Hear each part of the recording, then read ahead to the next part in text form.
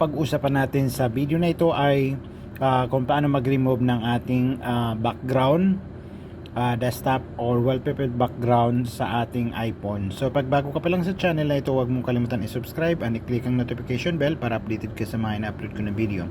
So paano ba natin ma-change, ma-remove ang ating wallpaper sa ating iPhone? So una, i-close natin muna.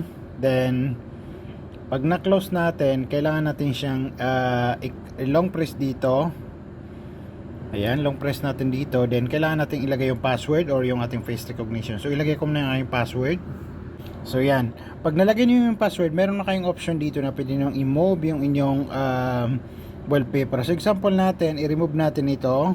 Then i-press natin. Then ihilain natin sa taas or i-move natin sa taas. So makikita natin yung delete. So yan, then delete. So example, meron pa kang i-remove dito na hindi nyo gusto. So example, ito na lang, same, almost the same to. Tapos i-push ko dyan sa taas. Then makikita kong remove, then delete wallpaper.